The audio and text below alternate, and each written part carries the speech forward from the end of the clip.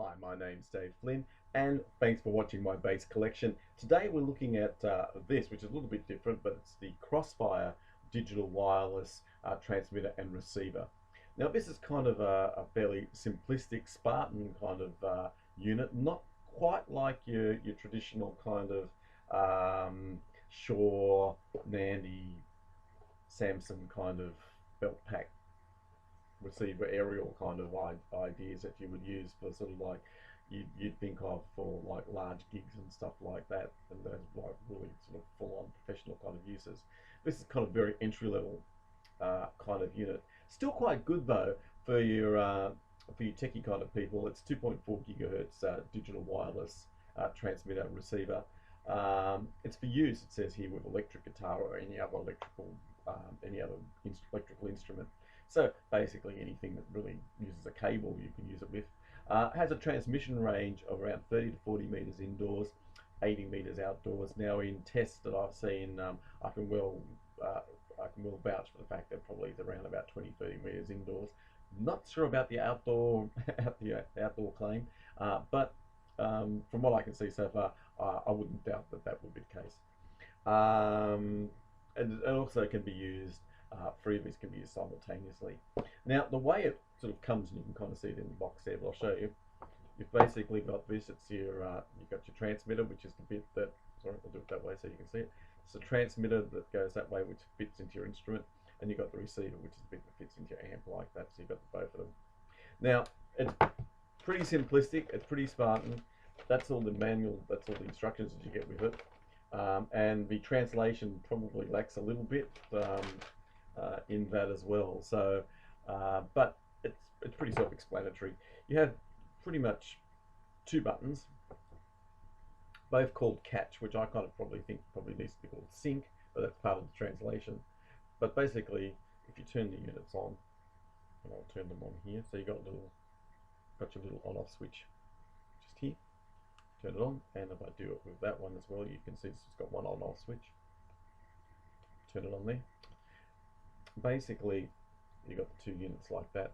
If you hold the catch down, the catch buttons down together at the same time, these two units will basically go from green to orange. So orange at the moment because they're paired, but if they were not, they would be a different color. Hold the button down for about 30 seconds. You'll hear a little tiny audible kind of chirp, and then they'll turn orange, and they're basically paired for life.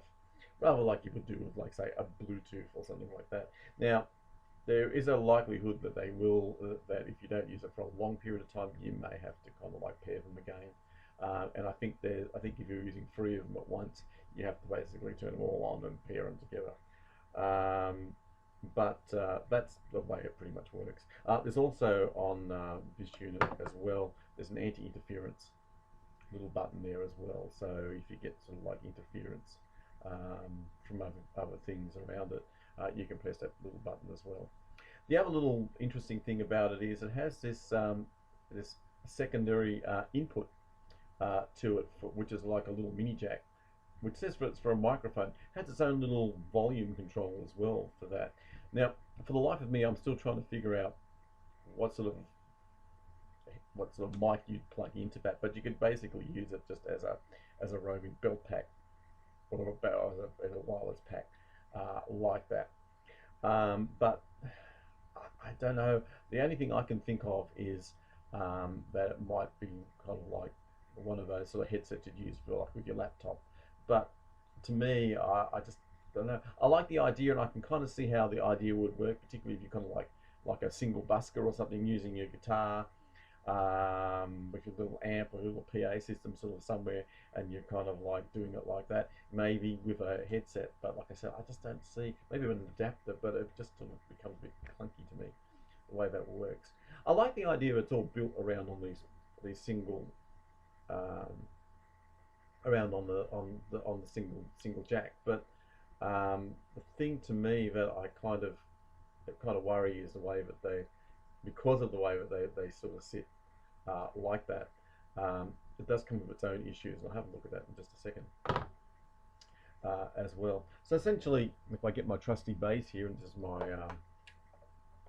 my Honor B2, but you get the same idea. So it's the jack down the bottom. So if you've got any instrument with the jack that sort of sits like that in the bottom of your guitar, just plugged straight in like that, you can spin this around and you can have the controls in front of you, which is probably good. And if you were using it with if you did have a headset or something, you've got those controls in front of you, but it sits like that. So it basically, as you can kind of see, drops down like that.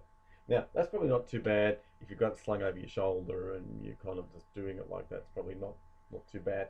But imagine, say, you're kind of your strap kind of thing with the angled sort of jack. It would fit quite well because of the way that sort of sits. It's actually all accommodate that angled kind of thing really okay. Where it sort of gets a bit interesting is like for bass, which is kind of what this is, right? But for bass, where you've got sort of like, you know, your P bass or something like that, where you've got the jack in the front plate, it's going to sit at a 90-degree angle. I just see some little bits of problems with that because I just have this fear of it kind of like being sheared off or something like that if you're kind of a bit too sort of like a bit too sort of roaming around with it. And I could just think for myself, I could just see visions of that happening to me if I got too carried away. But that's sitting at a 90-degree angle. That to me is just, yeah, I don't know. And that's where kind of like the belt pack idea is probably a little bit better because you've got the cable that sort of sits around behind you rather than sitting out in front of you like that. Same deal for the amplifier, and if I just use this pack amp as a bit of an example, which is a guitar amp, so but it's lighter than my bass pack amp. But you kind of see the jack in the front, just plugged straight in like that, and clicks in, and that's it, there like that, and you can kind of see it. It sits out again, sits out at this 90-degree angle, and you can kind of see like that how that would work.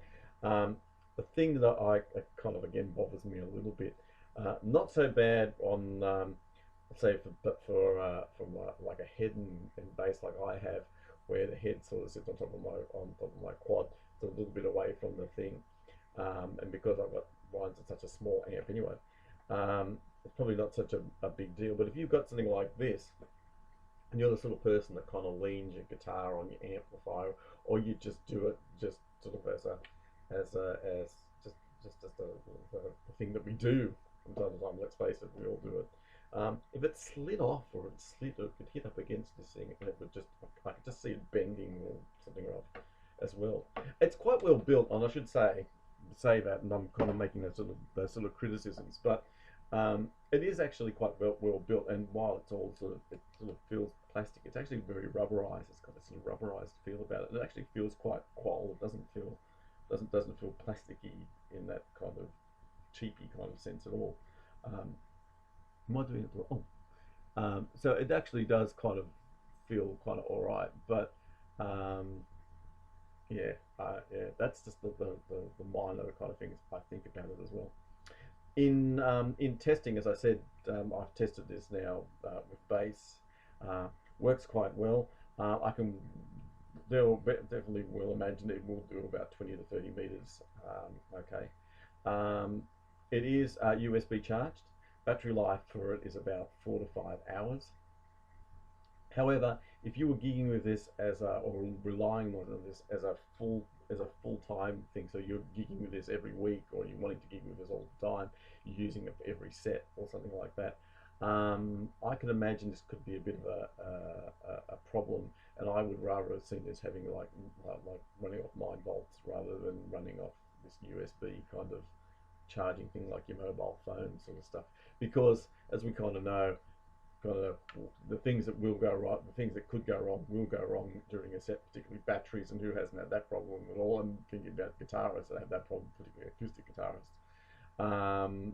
Then this kind of idea of the recharging takes, just from my experience, takes around an hour to 2 hours to charge, somewhere in that kind of time. So if your battery ran down and you're relying on this to kind of like charge between sort of like a set or something like that, or you notice it's run down like in a rehearsal, like at a sound check, you don't have that. You may not have that long to charge it. It does take quite a while, and that's for both. So that's like an hour, 2 hours for that, an hour, 2 hours for that as well. Like I said though, from flat, they do say that it will claims it will do about 4 to 5 hours. I'm not 100% sure about that yet, but from what I can see so far, it will take a while for it to charge. So that's the other thing to consider with that as well. However, if you are kind of like the person that sort of does this sort of long once a month, or you're looking for just a wireless unit that, you know, for the odd sort of thing that you do, like I said, that bit of busking or something like that, and you don't want to be attached to your cable, and you want to be able to go out the front and listen to sound checks and listen to yourself sort of front of house and stuff like that. This could be well worth the investment, considering it's only like about $100, $130 here in Australia. I think $150 is the most expensive I've seen this, and you could probably get it even cheaper online somewhere, I'm quite sure. And it will probably work. It would work quite well for yourself. Now, the other thing I will say about this is for bass, this seems to work quite well, and I haven't had any problem with it all. However, we have tried it with a couple of guitarists. The thing that you do notice is with this, because of the, I guess because of the nature of it being a wireless unit, and I suppose just the way it is, there is a noticeable loss of high end from the guitar perspective. And you can certainly notice that between moving from cable and plugging this in. Now that's not a big deal. You can EQ that, and you can that wouldn't be such a big problem. But however, the other thing we discovered with this as we were playing it with guitar is that there is a definite noticeable compression to the sound with that, which you don't notice with bass, because bass, you know, there's a bit of compression. You know, we use compression a bit anyway, so you don't notice it really with like when you're playing. But with guitar, there is definitely that. So you definitely do notice that, and there is this, and it almost, I suppose, the compression almost translates or almost feels like, from the guitarist perspective, like a very, very, very, very, very slight latency to it, described as rather like being a mushy kind of feel to the sound. You get used to that, to the feel of the instrument. You get used to that, but the tactile directness of it, you tend to lose just a little bit. As I said, don't notice that with bass, but you do notice that seem to notice that with the guitar. I can imagine though you can use it for other things as well. So anything that you've got that kind of uses a cable, so you know, electric mandolin, or you know, these days electric ukes and stuff like that, you could definitely use this as a wireless option. But just bear in mind those as criticisms that I have made, and I think it will serve you quite well. However, as I said, if you're thinking about using this as kind of like your regular unit that you want to use for gigs every week, like the regular pub gig, or you're wanting to do it as a sort of like your regular sort of large stage kind of setup, I probably would invest the money and buy the real deal Shores and all of those kinds of things. I think they will hold you in better stead. The only other thing I will say about this before I go is that I told you about the little mic thing here. That's got its own little separate volume control. One of the things this does lack, which I've noticed to say, as I say, more expensive belt packs, is it doesn't have its own little trim pot for your input. So particularly if you use an active bass, and I've noticed this with my active bass, so my Status Graphite, and you can have a look at my YouTube review on the Status Graphite. But because that's an active unit, it's got quite a active bass. It actually has quite a hot signal. I do notice with that there is a little bit of distortion, particularly in the high end. You don't really notice it that much, but if you play hard, you can really hear that distortion. It really needs a little trim pot to be able to turn down the gain of the unit, of the bass itself coming into it, which you can do with, as I said, if you had like a if you've got like a more expensive unit, you've got that option. You can't do that here. I think it's funny that you've got the volume control over here, the little volume control here for a mic, but you don't have it for the actual unit itself. And I think that should happen. That should have been something that's there. But I guess for the price you pay, you get what you pay for, and that's definitely sorry, I keep not doing that. You get what you pay for, and that's definitely with this. You do, but I'm not very good at product placement anyway. But yeah, but for, as I said, for the price and for what it is, it's a great little option, and it's well worth the investment at that price, just for playing around with. Hope that helps, and I hope that gives you a bit more of an insight. Any queries or anything like that, feel free to add some notes down the bottom here. Certainly have a look at some of my other reviews there as well.